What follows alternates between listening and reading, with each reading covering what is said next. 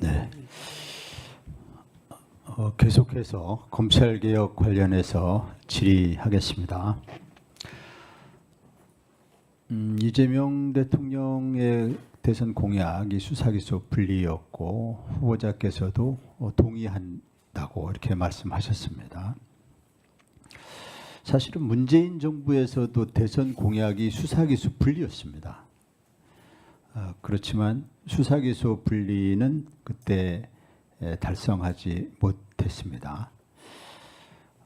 결과적으로는 이제 검찰 개혁에 실패했다라는 평가도 받고 있습니다. 물론 공수처를 만들었다든지 또 뭐 경찰의 국수본을 만들었다든지 뭐 또 여러 의미 있는 성과가 물론 있습니다만 또 단계적으로 검찰 개혁을 해야 한다는 그런 측면에서 볼 때 그 한계가 있었다라는 그런 부분도 인정해야 하지만 결과적으로는 수사기소 분리라고 하는 공약은까지 도달하지 못했습니다.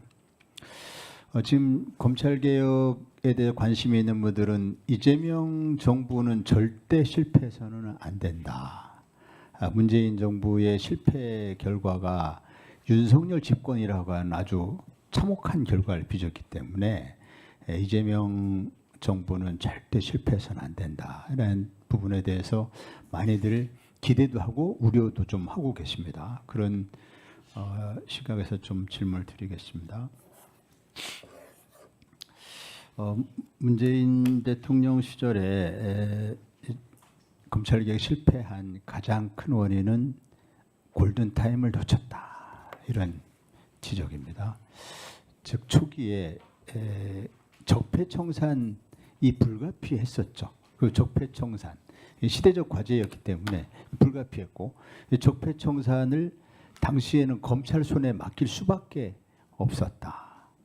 물론 돌이켜보면 꼭 검찰 손에 맡겼어야 되냐 하는 그런 그 부분에 대해서 성찰할 부분이 있지만 어쨌든 당시는 검찰 특수부에 맡길 수밖에 없었고 그 과정에서 검찰 특수부가 오히려 비대화되는 그런 현상으로 연결이 됐고 그 특수부 수사를 주도한 특수통검사인 윤석열은 공정과 뭐 정의의 화신처럼 등장을 해버렸죠.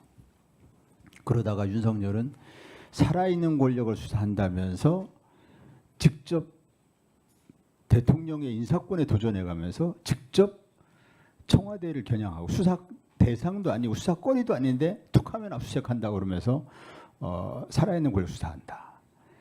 그 과정에서 아시겠지만 조국 전 법무장관이 검찰 개혁을 강도 높게 추진할 것 같으니까 요거 막아야겠다. 또 그 당시에 윤석열의 머릿속에는 이제 내가 국민적 영웅 등장했기 때문에 내가 대통령 후보가 될 수 있어. 이쪽 당에서 될지 저쪽 당에서 될지 모르겠지만 어쨌든 내가 가능성이 있어. 이렇게 상황을 놓고 보면 그 중에 강력한 그 경쟁자가 될 잠재 경쟁자가 조국이라고 볼 수 있는데 이거 좀 제거할 필요가 있겠다라는 생각도 했을 법합니다. 아무튼 그렇게 돼서 수사기소 분리는 결국 실패하고 검찰 정권이 탄생하게 됐습니다. 그래서 그 과오를 반복하지 않아야 되겠는데 우선 검찰 개혁은 아까 말씀드린 것처럼 입법으로 해야 할 일이어서 총리로 취임하신다 하더라도 총리님의 의지, 대통령님의 의지만 가지고 되는 건 아닌 것이죠. 국회에서 입법으로 해결해야 됩니다.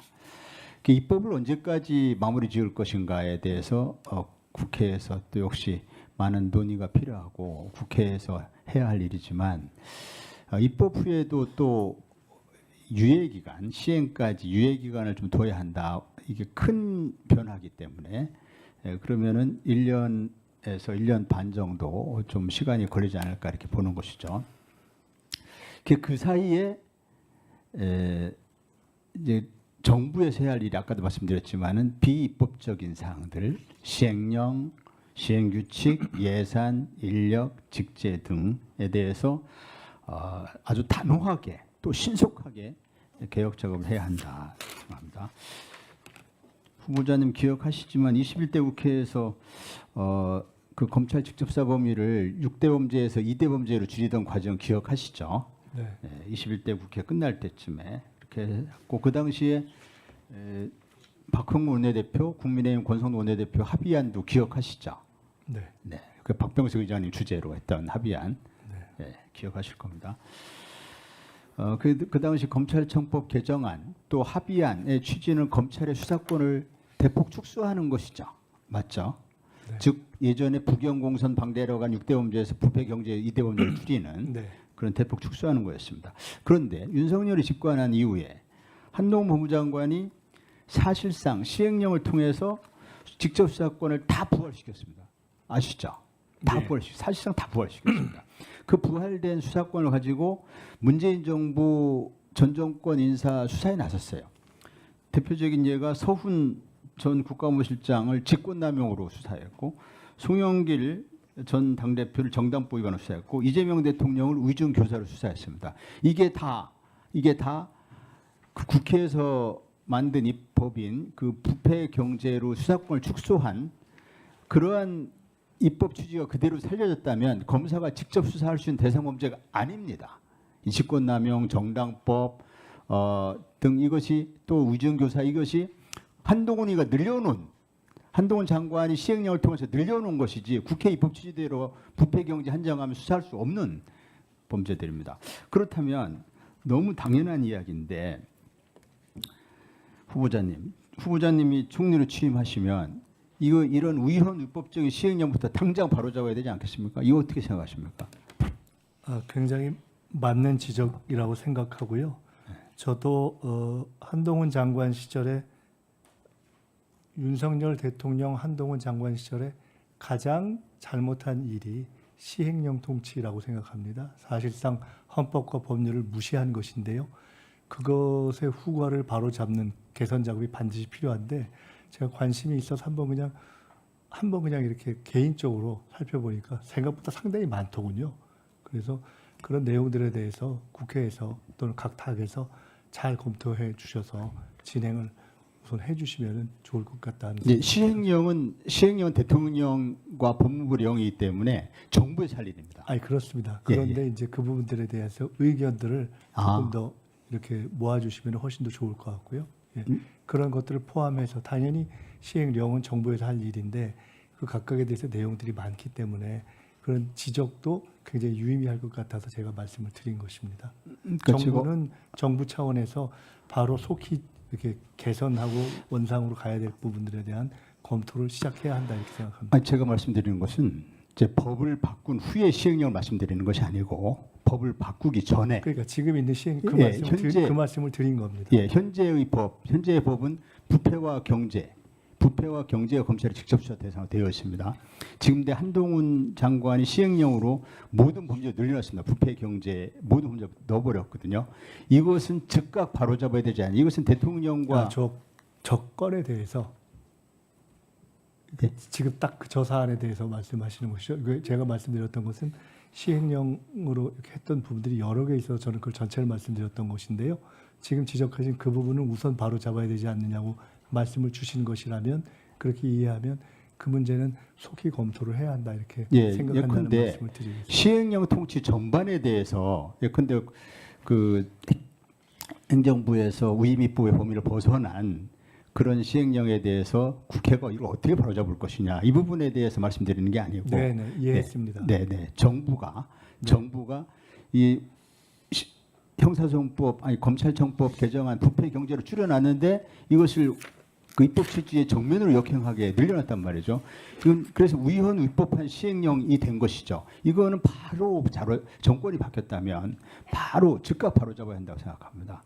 이 부분은 조금 더 미룰 일이 아니라고 생각합니다. 또는 국회하고는 관계없는 일입니다. 네.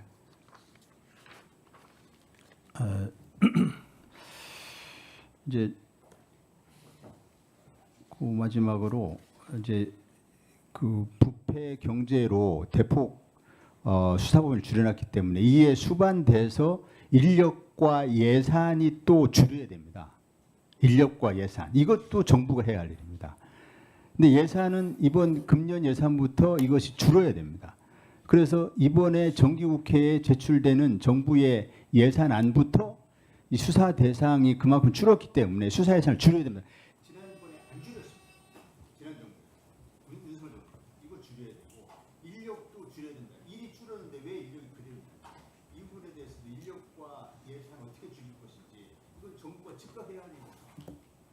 황 의원님께서 제가 만약에 청문회를 마치고 잘 일을 정식으로 할 수 있게 되는 상황이 된다면은 한 번 더 구체적으로 또 한번 말씀을 들을 기회를 갖고 저것을 속히할 수 있는 방법을 찾겠습니다.